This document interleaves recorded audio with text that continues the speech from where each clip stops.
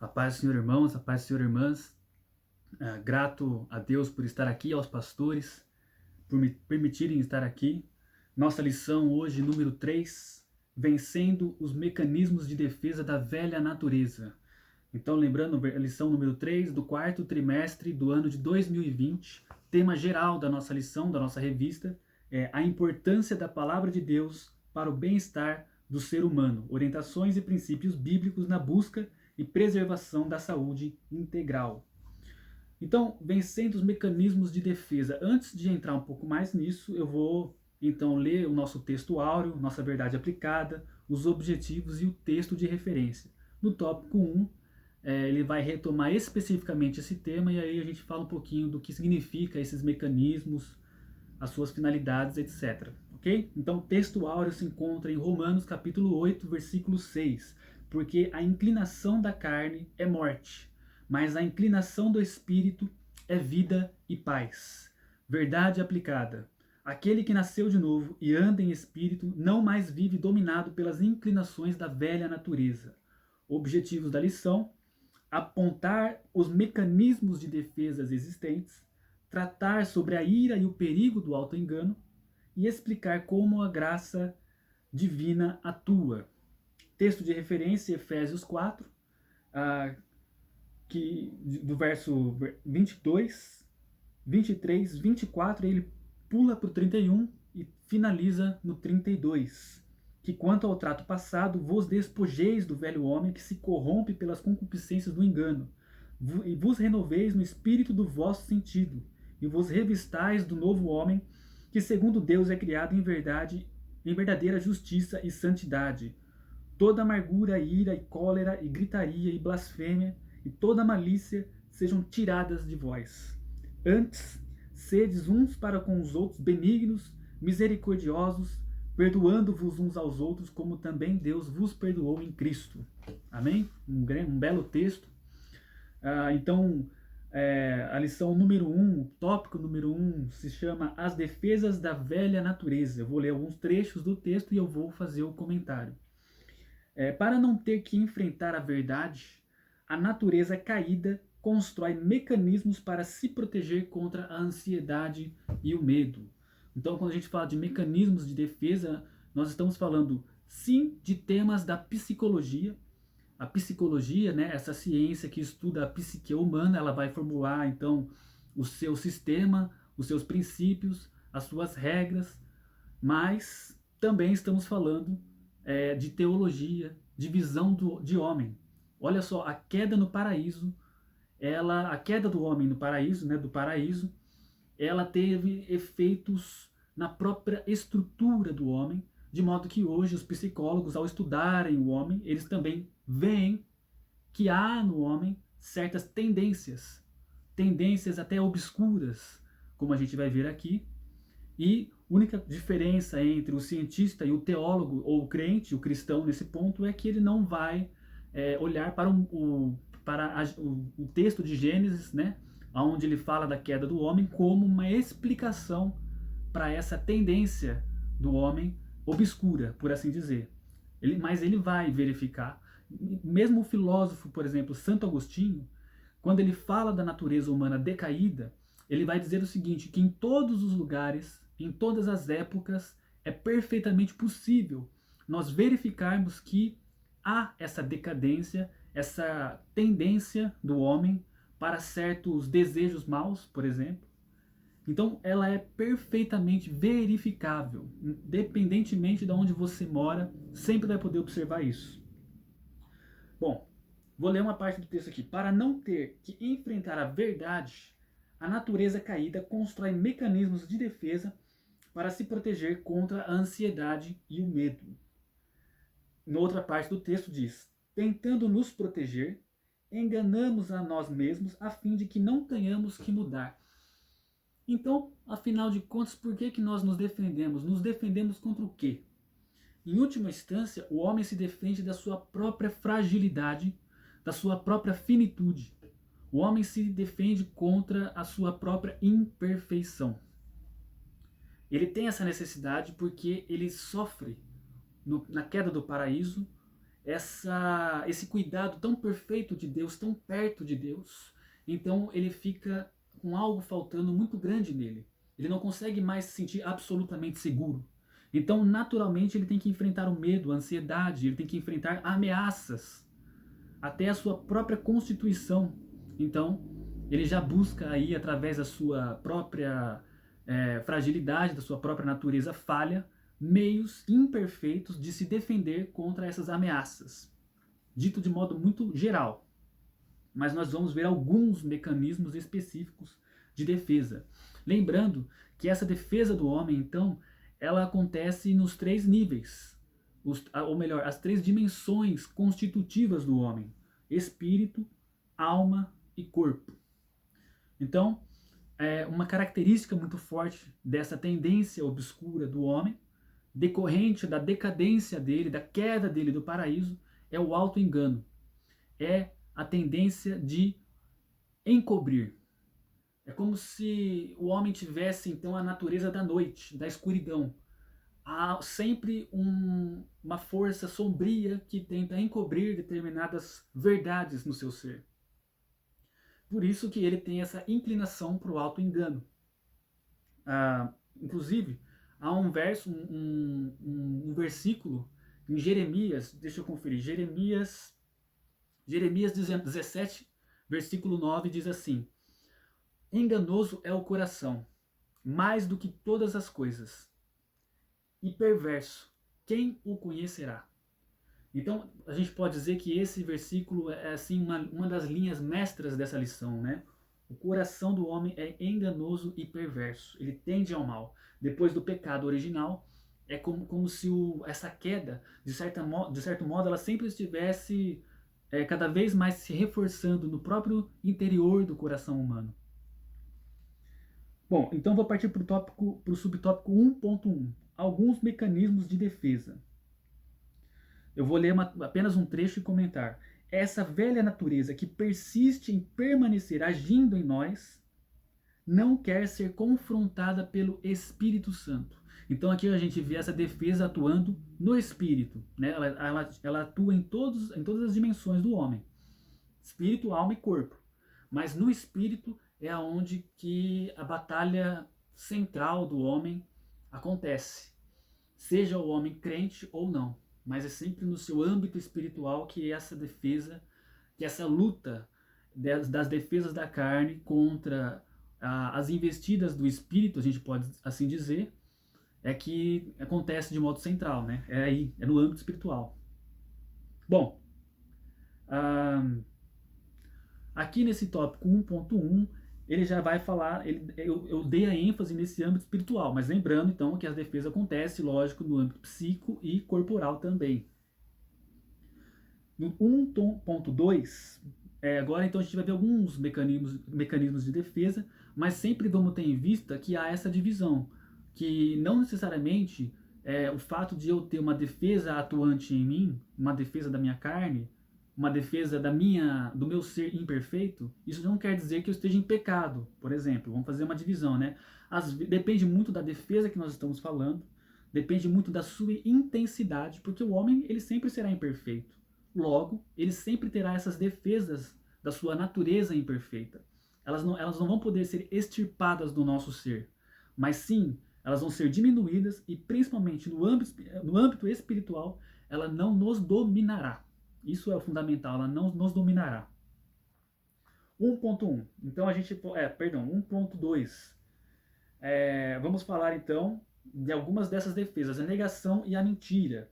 Então aqui esse texto, esse subtópico, ele vai dar o exemplo de Ananias e Safira, que na época da igreja primitiva, né, onde os apóstolos ali no início, eles dividiam, não somente os apóstolos, mas outros discípulos, eles dividiam as propriedades e tudo que eles tinham, né, um com os outros, então eles tinham uma comunhão muito boa, e muitos vendiam suas casas para pegar uma porção do dinheiro, ou melhor, vendiam suas casas, e com o dinheiro eles doavam para esse grupo que repartia entre os necessitados. Porém, um casal ele quis enganar o Senhor, Ananias e Safira. Ou seja, ele vendeu a propriedade, mas falou que vendeu por um tal preço. Isso você vai encontrar em Atos capítulo 5. logo aí no começo do capítulo vai descrever essa história. Eles venderam a propriedade, falaram que venderam por um preço X, um preço tal, mas na verdade o preço foi outro. Por que falaram esse preço X? Porque esse preço X é mais baixo do que o verdadeiro valor, e aí eles doaram esse valor menor e ficaram com outra porção do dinheiro. Então, eles quiseram enganar os discípulos, mas na verdade eles estavam querendo enganar a Deus. E Deus não pode ser enganado. E na sua indignação, eles morreram, como vocês vão ver a história, eu creio que muitos irmãos conhecem a história. Eles morreram. Assim que foi revelado esse intento do coração deles, eles morreram. Aqui acontece um conflito, propriamente dito, no coração deles, desse casal. Por quê? Porque, de um lado, eles queriam agradar a igreja, por exemplo, ou até Deus. De outro, eles queriam agradar a carne. Mas é impossível agradar a um ou a outro. Ou você serve a Deus, ou você serve ao dinheiro.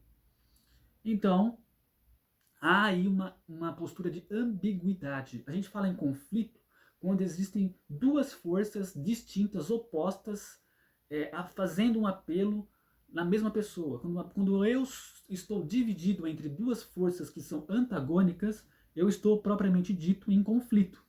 Então eles estavam em conflito, e para resolver esse conflito, para, vamos dizer assim, não perder nem um lado e nem o outro, eles se utilizaram de uma defesa, ou seja, eles se defenderam da perda de um desses lados. Eles queriam reter os dois lados, tanto Deus quanto a carne, tanto a igreja quanto a carne. Não é possível isso. E aqui a gente vê uma tendência do coração, dessa imperfeição da natureza humana, que é a ambiguidade. Com Deus não pode haver ambiguidade. Ou você está inteiramente voltado para Deus, querendo agradar a Deus, ou não. Ou você não está, ou você não vai agradar a Deus. Só se pode agradar a Deus com essa postura inteira. Elias também fala isso, Jesus fala isso, que não podeis servir a Deus e a Mamon. Mas também Elias fala isso no Monte Carmelo, quando estava lá diante dos discípulos de Baal, né? Estava prestes a queimar a gente sabe a história, ia ser o fogo do céu para queimar o sacrifício. Quando ele desafia, né, então esses discípulos de Baal, né, inclusive Baal, ele desafia então esse falso Deus, e ele fala assim, olha, ele fala para o povo de Israel, se Deus é Deus, então segue ele, mas se Baal é Deus, então siga Baal. Mas o que ele estava querendo dizer é, não sejam ambíguos no seu coração. Ambiguidade é vamos dizer assim, um dos fatores básicos da natureza decaída. E aí a gente vê que acontece isso, eles caem mortos, então, esse casal. E aí a mentira, nesse caso, é um meio de defesa, um mecanismo de defesa que eles encontraram. A negação é um outro mecanismo muito comum também de defesa, que basicamente consiste em negar a situação que lhe causa uma aflição. Essa aflição, portanto, o ganho que essa defesa nos dá é, bom, se eu não reconheço a aflição, talvez ela não vá me danificar, ou seja, eu não vou sofrer o dano se eu negá-la. Essa é vamos dizer assim, dito de modo simples, a lógica interna do mecanismo de defesa da negação. Então a defesa ela sempre nos quer garantir um bem ou evitar um mal. Porém, como ela faz parte de uma natureza decaída, essa própria compreensão do que é o bem, do que é vantajoso ou do que é o mal, ela é sempre distorcida, sempre enganosa, sempre errada, errônea, né? Inadequada. 1.3 vai falar da camuflagem, que é quando você externa um sentimento que não corresponde com a verdadeira, com a verdade interior, por assim dizer, que não corresponde com os verdadeiros sentimentos ou pensamentos que você está tendo. E o ganho disso é que você não precisa passar pela tensão ou você julga, né? Então a lógica interna desse mecanismo é, bom, se eu me camuflar e enganar os outros, não preciso passar pela tensão de ter que me expor ao outro. Basicamente dito, esse é o mecanismo de defesa da camuflagem. E o homem está sempre se defendendo de uma coisa, da morte. A natureza humana está constantemente fugindo dela, a natureza carnal, né? Mais exatamente, né? Mais propriamente dito, a natureza carnal está sempre fugindo da morte. Porém, a experiência cristã, a experiência do cristão, sempre lhe revela essa verdade da condição humana, a mortalidade. O homem é finito e o cristão, ele não foge da morte, pelo contrário, ele a vê, ele a encara, a reconhece sempre. Quando Jesus voltar, isso significa que vamos deixar esse mundo. Quando o nosso corpo perecer, isso significa que vamos deixar esse mundo. A morte é deixar o mundo, esse mundo finito tal qual conhecemos.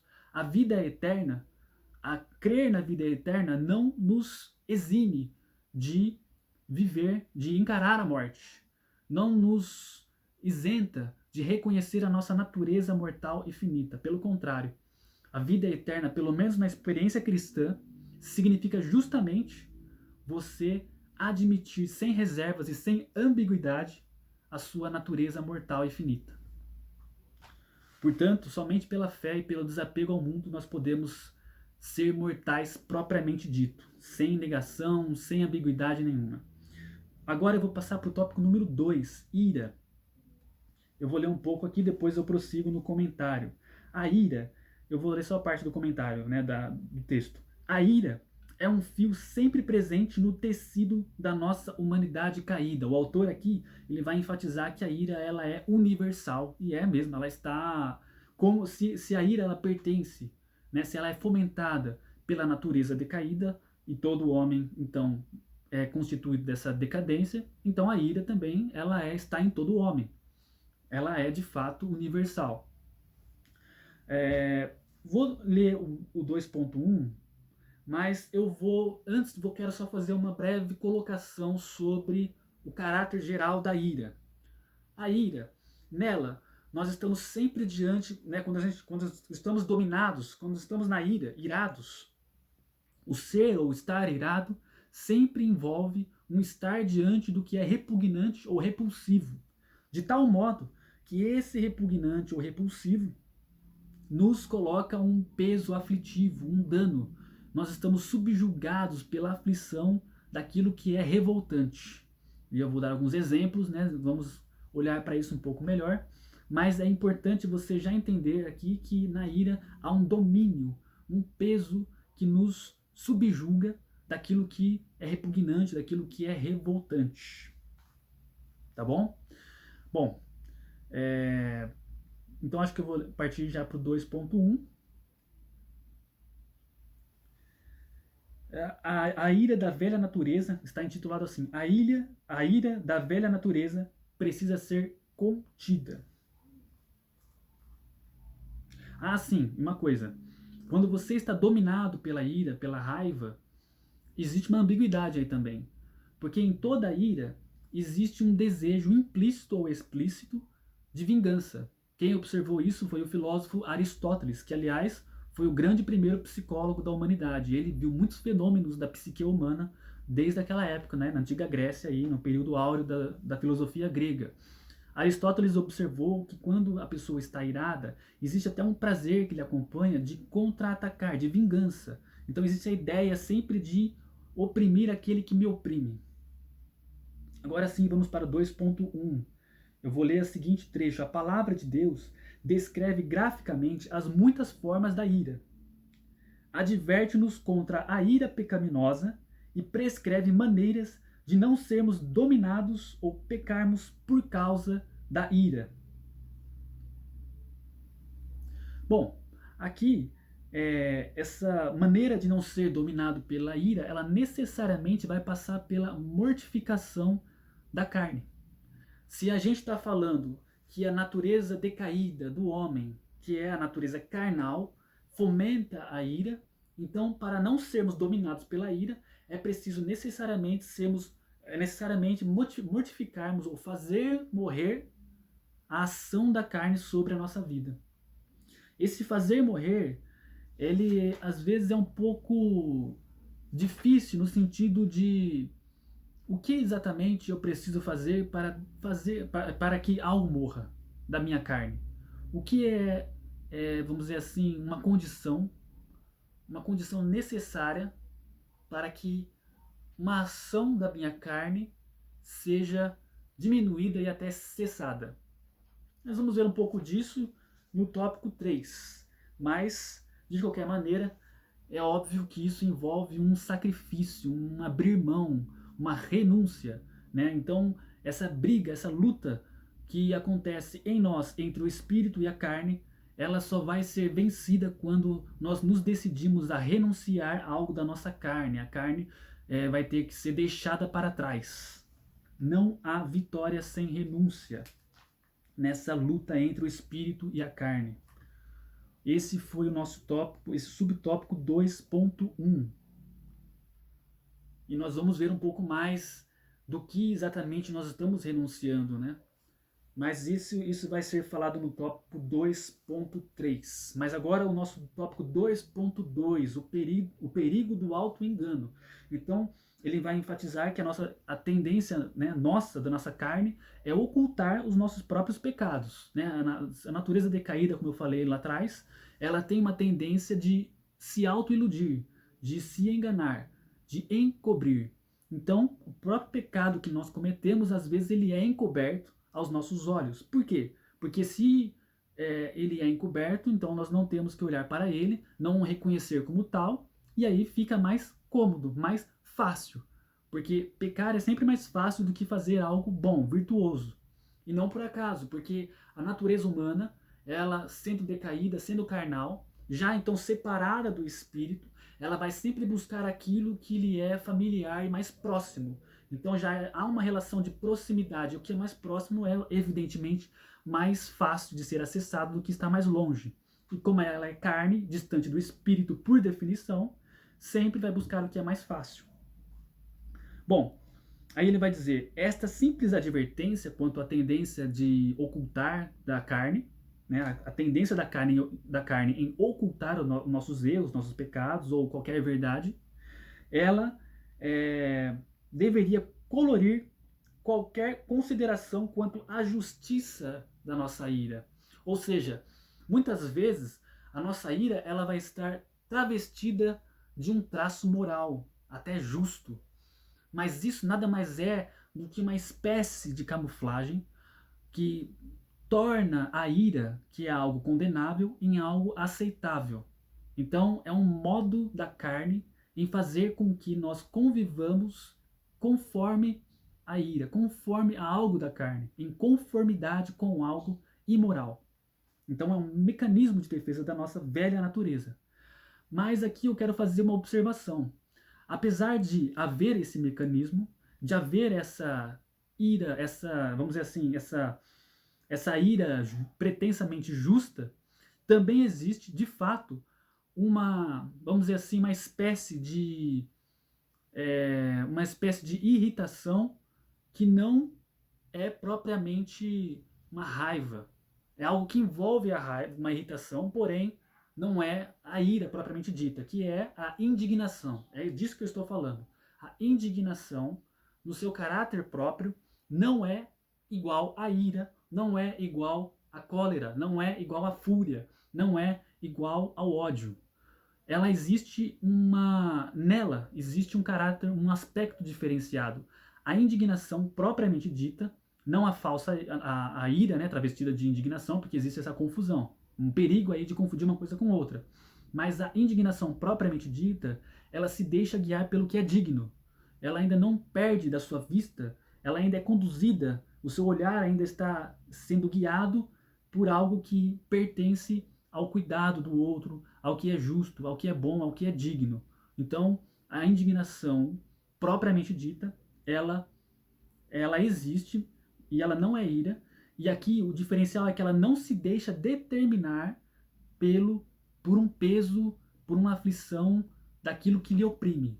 Há algo que lhe, vamos dizer assim, que causa uma irritação, uma raiva, algo que existe até uma opressão, até uma dor na indignação, existe uma dor, porém, o indignado, propriamente dito, não se deixa determinar ou dominar pela opressão daquilo que, vamos dizer assim, está causando esse dano e está sendo desrespeitoso ou indevido, entende? Então, aquele que é indevido, desrespeitoso, ele não vai determinar o caráter, ou não vai determinar a natureza daquele que está indignado. Jesus, quando ele está expulsando os comerciantes do templo, né, ele está sendo ali realmente uma pessoa indignada. Não é uma pessoa simplesmente raivosa, nada disso. Não é uma pessoa descontrolada. A gente perde o controle na ira justamente porque o que domina, aquilo que guia a nossa conduta é essa vontade de contra-oprimir. E essa vontade de contra-oprimir, ela é dominante, por sua vez, justamente porque quem domina é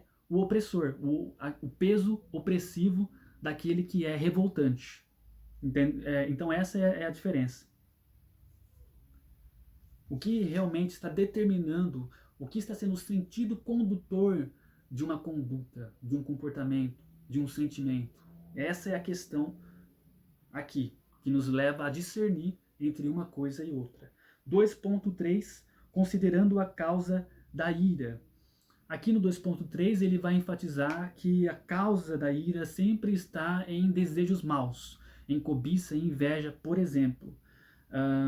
Aqui é um tópico muito importante, porque conforme a gente vai colocar, a gente vai ver no comentário da revista do professor, está escrito assim: em nosso mundo caído, pessoas do passado e do presente magoam-nos e abusam de nós. Então, qual que é a relação disso, né? Maus desejos e mágoa. Quando você tem uma mágoa e você nem entende muito bem o que acontece, quando você ainda carrega consigo feridas do passado, do presente, então essa ferida não resolvida, essa ferida que não foi ainda enfrentada, confrontada, ela acaba sendo uma munição ou um material, uma fonte de combustível para determinados desejos maus. Olha só que coisa, a cobiça, a inveja, no fundo ela também pode estar ligado a esse tipo de ressentimento. O ressentimento, ele é uma fonte, por assim dizer, de maus desejos também. É claro, a nossa natureza humana, por ser decaída, a nossa natureza carnal, por ser já decaída, ela já tem essa tendência ao mal. Mas as nossas experiências, elas podem reforçar, potencializar até o mal que há nessa natureza. Bom, com isso nós encerramos as considerações, esses subtópicos do tópico ponto 2, da ira, tópico 2, perdão. E agora nós passamos ao tópico 3, a graça de Deus e a velha natureza. Bom, aqui ele vai no 3, antes de ir para o 3.1, o texto vai dizer que do Tiago, do texto de Tiago, do livro de Tiago do Novo Testamento, vou ler aqui uma parte do texto. Graças a Deus, Tiago 4 faz mais do que diagnosticar desejos pecaminosos. A palavra de Deus oferece esperança e ajuda. E ele vai fazer alusão a Tiago 4.6. Mas eu vou guardar esse texto agora e vou ler ele um pouco mais adiante. 3.1, a vacina da graça.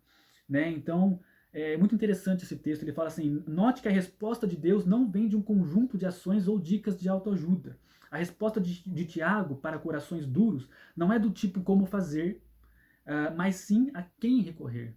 Então isso é muito importante. Até nós podemos colocar assim, em um nível mais mental ou mais até intelectivo, cognitivo, que seja, um nível mais de, vamos dizer assim, quando nós mentalizamos as lições ou orientações sobre como proceder quanto a qualquer coisa, vamos dizer assim, uma sabedoria mais intelectual. Isso é importante. Porém, o que está no fundamento de tudo é a quem recorrer, ou seja, a experiência viva do relacionamento. Se a pessoa não tem um relacionamento vivo com Deus, ela não vai ter a sabedoria efetiva. Porque a prática, ela vai ser orientada por essa experiência concreta com Deus. Tanto a prática quanto a teoria. Então, quando a gente fala assim, olha, não é um conjunto de orientações de o que fazer que vai resolver o seu problema ou que vai te ensinar a lidar com determinado problema, seja ele de ordem emocional ou espiritual. Mas o fundamento aqui, a base primeira aqui e indispensável é o relacionamento com Deus.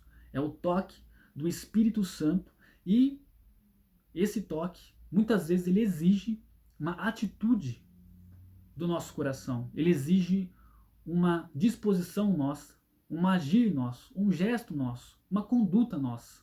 Ele vai exigir algo de nós. E esse tópico 3, ele vai falar um pouco disso também. Precisamos ser vacinados. 3.2. Precisamos ser vacinados. Como deveríamos... perdão. Eu vou ler esse trecho agora. Adúlteros e adúlteras, não sabeis vós... Aqui é um texto que ele está lendo, ainda de Tiago, né, no capítulo 4. Adúlteros e adúlteras, não sabeis vós que a amizade do mundo é inimizade contra Deus? Portanto, qualquer que quiser ser amigo do mundo, constitui-se inimigo de Deus. Ou cuidais vós que em vão diz a Escritura, o Espírito que em nós habita tem ciúmes. Né? Então, ou você está com o mundo ou você está com Deus. Novamente, aí a gente vê a necessidade de excluir qualquer ambiguidade no relacionamento com Deus. Esse tópico 3.2. Então, eu vou ler agora um pouco mais adiante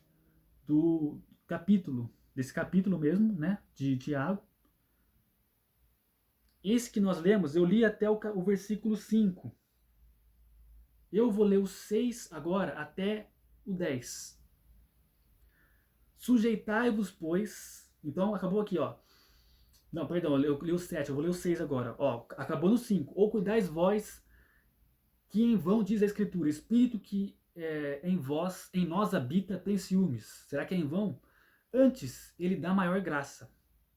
Portanto, diz, resiste aos humildes, resiste aos soberbos, mas dá graça aos humildes. 7. Sujeitai-vos, pois, a Deus, resisti ao diabo, e ele fugirá de vós. 8. Chegai-vos a Deus, olha aqui a parte da nossa atitude mais explícita ainda.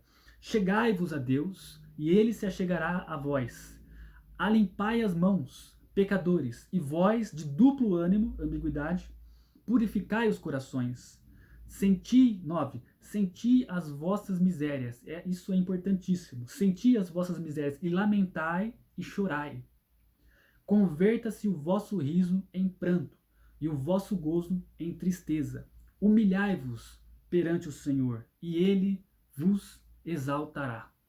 Então, aqui ele está falando para os de duplo ânimo, mas ao mesmo tempo ele está falando coisas que são pertinentes a todo cristão em determinado nível, de determinado modo. Como assim?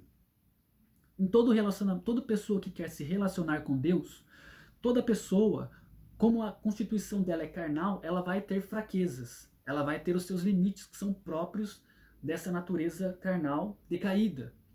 Então, em algum momento, em algum nível, ela vai ter que se humilhar perante a Deus. Sempre a pessoa, o crente, ele vai ter que se humilhar. E às vezes nós não entendemos muito bem o que é esse se humilhar, mas também ele envolve o reconhecimento das nossas falhas, o reconhecimento da nossa fraqueza, o reconhecimento da nossa vulnerabilidade e até dos maus sentimentos que há em nós. Ou às vezes de uma mágoa, ou às vezes de uma tristeza, ou às vezes de uma dor, de uma perda, de uma fraqueza de ânimo, de humor mesmo.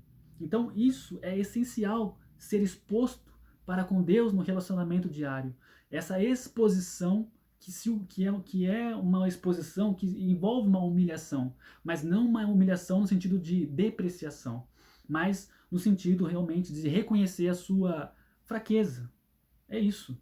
Então isso que ele está colocando, e às vezes é preciso até, às vezes um sinal de que nós estamos nos abrindo para com Deus é quando nós até nos emocionamos às vezes e sentimos, né, algo no nosso coração à medida que nós falamos e somos sinceros e abertos, aí algo vai nos tocando, vai mudando o nosso humor e vamos ficando mais emocionados. Isso é um sinal, embora não que isso seja sempre presente, né, mas em alguns momentos nós temos sim que ter esses momentos aí mais de exposição mais profunda, né, por assim dizer.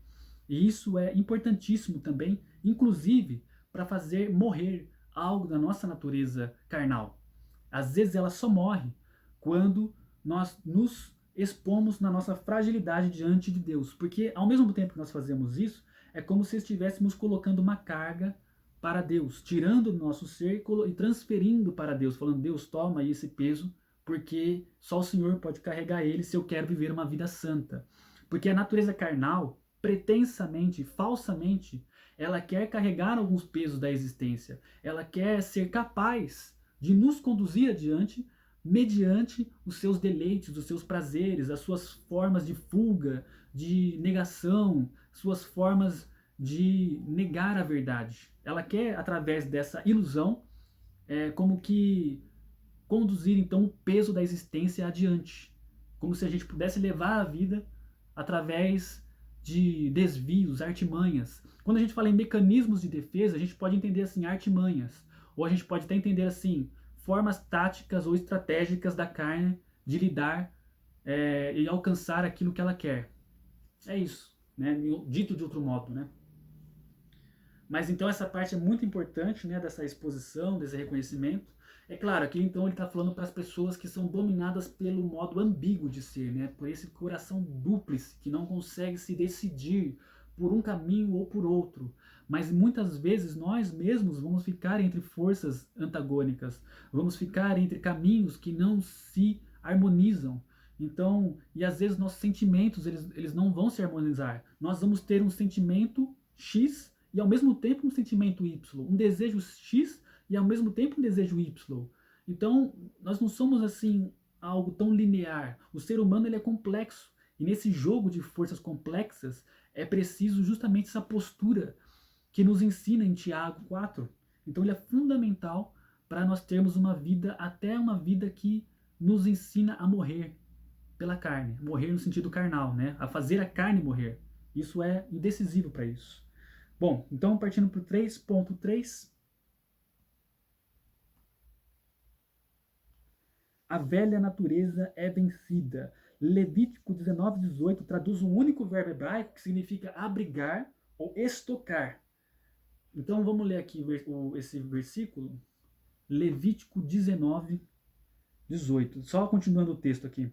Pessoas que guardam rancor mantêm o ofensor e sua ofensa constantemente diante dos seus olhos, sempre vivos em seu coração. Isso é verdade. Quando há um ressentimento contra alguém, um rancor propriamente dito, então nós carregamos. Aonde a gente vai, nós levamos ele conosco.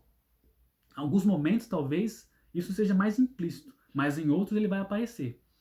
Essa relação de ofensor e ofendido, essa relação de dor, do ressentimento, ela vai aparecer. Ou seja, aquele que tem rancor guarda um veneno contra si mesmo constantemente. Não consegue ficar em paz.